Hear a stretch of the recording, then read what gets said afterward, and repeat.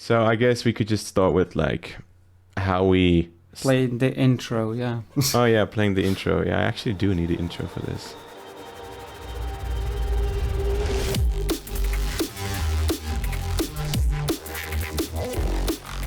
Hey, I'm Retrovex, and I'm a composer, sound designer, and I'm really passionate about both of those things, especially when it comes to movie and game industry. Yeah, so let's just start with like how we started doing stuff together. Wait, are you thinking like way back now? Yeah, I'm meaning like Discord. Like, yeah, so there's this YouTuber both of us watch called Seamless. Basically just makes like really epic FL Studio tutorials. In-depth sound design and synthesis. Yeah, and yeah, whatnot. We're both like really into that stuff. And so yeah, and he made a Discord server called the Bass Castle. And somehow we were both there at the same time at some point. And then yeah, we just kept in contact since then, and at some point we were just like, we need to do a collab. But yeah, and then at some point, I don't know what happened, but you just had like a ridiculous amount of inspiration one day, and you messaged me, you were like, I need this amount of basses and I need them by then. Well, yeah, let me just pin that. So yeah, he was basically like, we need to make Nero basses. For those of you who don't know what Nero bass is, it's like part of the whole subgenre of electronic music called drum and bass. There's this specific sound that's like a really deep... Neuro sound is a sound that is not static like a instrument, I guess you could say. Neuro is moving all around the spectrum, and sometimes even like in terms of panning and stereo. There's movement, there's constant movement, which makes it feel neuro. But it sounds kind of liquid. I don't know how to explain it. I'm just gonna have to play it, I guess. Yeah, so I did a Neuro session, 8 bars of non-A minor chaos. That's the original sound that everything started with. First, we were joking around that we would put some of your voice samples here and there and make something out of them. Nothing ever really stuck out, no. Yeah, so then I did a few like sessions and stuff. I basically made like a 3-minute file. A jam session. Yeah, a jam session basically. Just made a bunch of stuff for Retrovex to work with. Which is basically what bands do before performing, or not performing, before making a track, I would say. Yeah, just like coming up with ideas. Jam out. Are very doodling. Spectacular. Yeah, and that's kind of what I like about the whole workflow of electronic music is you can come up with small ideas and then use them later. I feel like if you're doing something like drawing stuff, you can make small sketches, but you can't really like combine them with something else in the end, and that's what the computer really does well. But the more sketches you make, the better of an artist you become. Exactly. So. And this was technically a sketch, but also a demo in a way. Like, I guess, yeah. And we just took bits and pieces from that sketch and applied it to the main portrait. You sent me stuff. But yeah, and you said to make something shorter because there was a section that's really like percussive and stuff, and then I made this stuff. Yeah.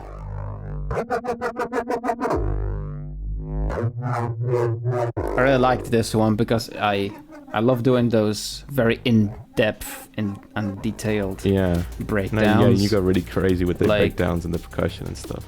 Like you know when you have a band playing live and you let the drummer just take the floor, like... Exactly, I guess, and that's exactly what you ended up doing. This was basically what we were doing, but in sound design form. It's like, hey, I don't know how to play drums, but I can show you what I can do.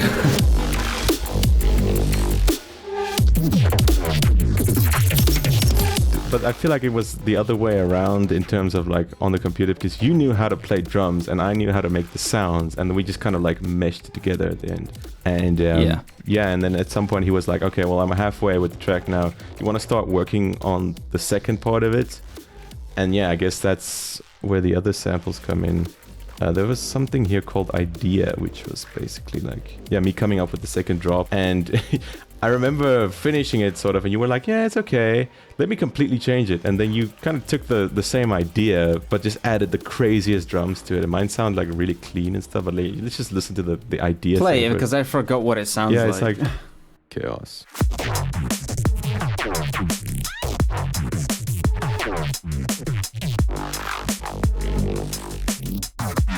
See, and at that moment, our minds literally went in sync. Yeah. Because I was like, this song needs a halftime section. Exactly. Like a dubsteppy kind of like.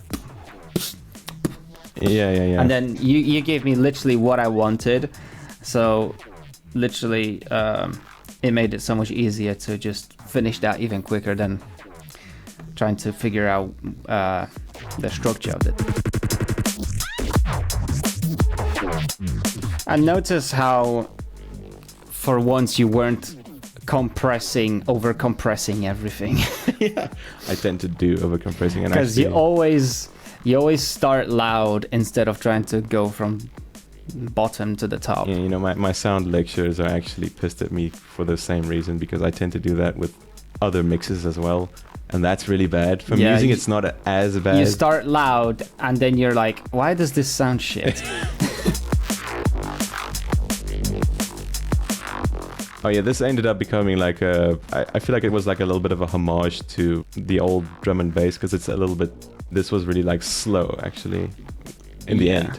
Yeah, and then I made that section and you started working on creating something crazy for that, and we hadn't even started with an intro by then. So you were like, well dude, you do crazy intros, so just start with something and we can, you know, this thing is working. Yeah, do the cinematic. You gave me the cinematic stuff, which I didn't expect. I'll be honest. Yeah. Because I didn't know you as much back then. I was like, okay, he does electronic stuff, a bit of orchestra here and there, but then you gave me this cinematic Inception brass. I was like, does this sound right? Yeah. Does this sound right? And eventually sounded right.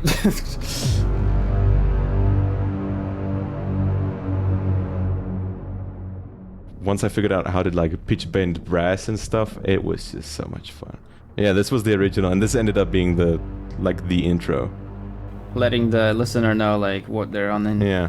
And I don't know if you noticed, but the first brass actually pitch bends up and the second one pitch bends down. Again, given that thought of like, instead of being static, it's actually moving. Yeah, no, so it's moving across the frequency spectrum. If you change the pitch of something, it literally moves all over the place, and that's movement is always good. Yeah, the thing is, I had an intro, but I needed more. I needed something to fill up that void. Yeah, you had like a little... And you gave me the exactly that. Yeah, so yeah, the bass. I feel like you filled up the top section of the frequency spectrum, like the higher bits, and I just came with the bass and everything. But you ended up like pushing the bass a lot in the final thing as well, so that actually sounded better.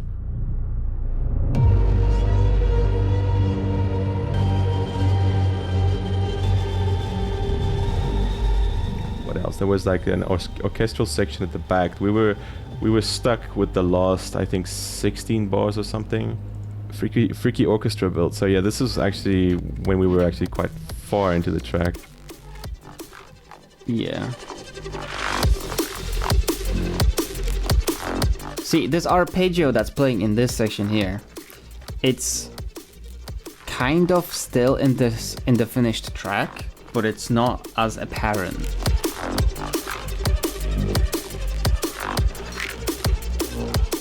But I ended up taking this same tune. Oh yeah, there it is. Yeah, there's the choir. It's basically just the same notes. It's just not as quick, so it sounds good with the vocals and everything. And then I did this weird build-up thing, which we ended up scrapping, I guess, yeah.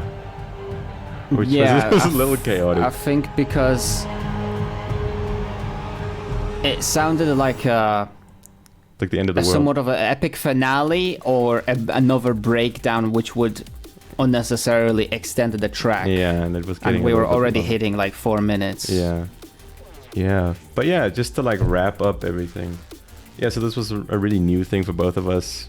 The workflow and working together and being like really compatible in terms of workflow. So I think we were both like head first into this whole thing, and it really worked out great. So yeah, that's Pandemonium, I guess. You can listen to it on YouTube, Spotify, maybe SoundCloud, but who uses that anymore? Okay, well, I guess that's pretty much it. This has been Retrovex and Skulk, and yeah, Pandemonium. Looking forward to making more. Yeah, cue outro, I guess.